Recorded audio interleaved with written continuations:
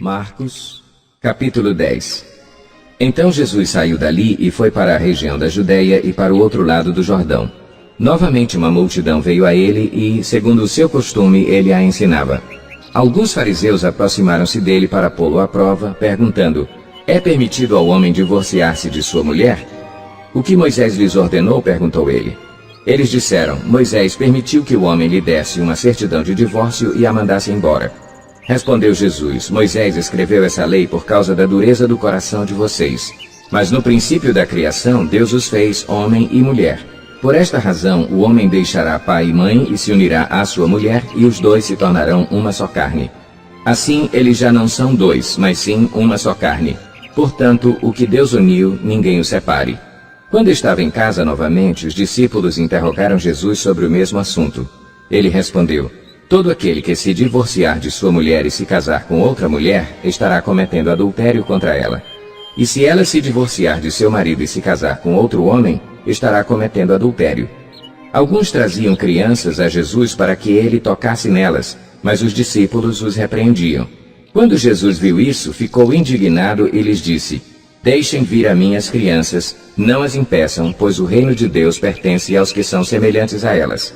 Digo-lhes a verdade: quem não receber o reino de Deus como uma criança, nunca entrará nele. Em seguida tomou as crianças nos braços e impôs-lhes as mãos e as abençoou. Quando Jesus ia saindo, um homem correu em sua direção e se pôs de joelhos diante dele e lhe perguntou: bom mestre, que farei para herdar a vida eterna?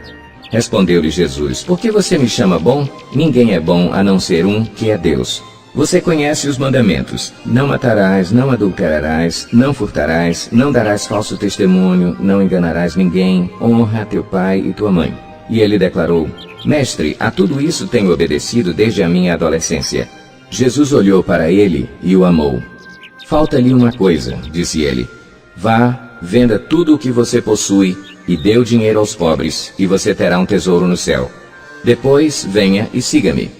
Diante disso ele ficou abatido e afastou-se triste, porque tinha muitas riquezas. Jesus olhou ao redor e disse aos seus discípulos: como é difícil aos ricos entrar no reino de Deus.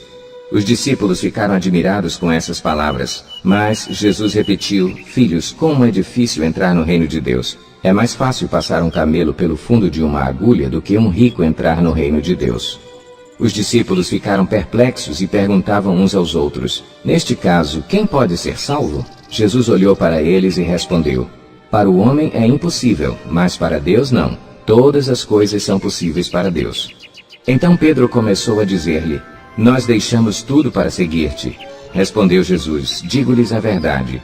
Ninguém que tenha deixado casa, irmãos, irmãs, mãe, pai, filhos ou campos por causa de mim e do Evangelho, deixará de receber 100 vezes mais, já no tempo presente, casas, irmãos, irmãs, mães, filhos e campos, e com eles perseguição, e, na era futura, a vida eterna. Contudo, muitos primeiros serão últimos e os últimos serão primeiros.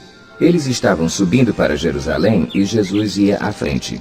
Os discípulos estavam admirados, enquanto os que o seguiam estavam com medo. Novamente ele chamou à parte os 12 e lhes disse o que haveria de lhe acontecer.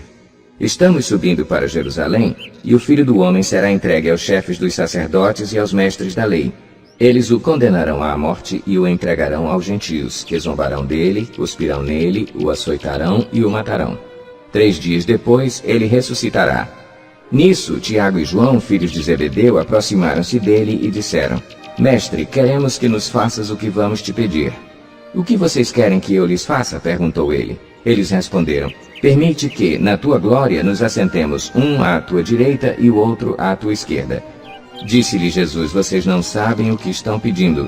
Podem vocês beber o cálice que eu estou bebendo, ou ser batizados com o batismo com que estou sendo batizado? Podemos, responderam eles. Jesus lhes disse: vocês beberão o cálice que estou bebendo e serão batizados com o batismo com que estou sendo batizado.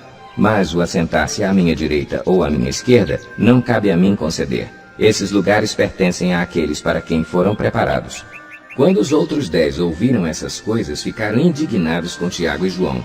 Jesus os chamou e disse: vocês sabem que aqueles que são considerados governantes das nações as dominam, e as pessoas importantes exercem poder sobre elas. Não será assim entre vocês. Ao contrário, quem quiser tornar-se importante entre vocês, deverá ser servo. E quem quiser ser o primeiro, deverá ser escravo de todos. Pois nem mesmo o Filho do Homem veio para ser servido, mas para servir e dar a sua vida em resgate por muitos.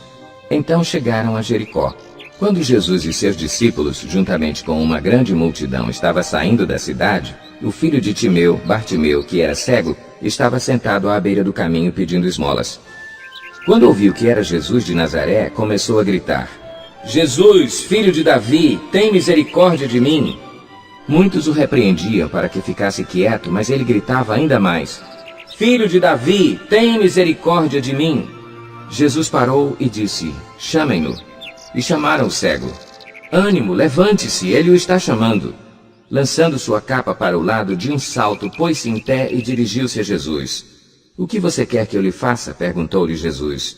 O cego respondeu: Mestre, eu quero ver. Vá, disse Jesus, a sua fé o curou. Imediatamente ele recuperou a visão e seguiu Jesus pelo caminho.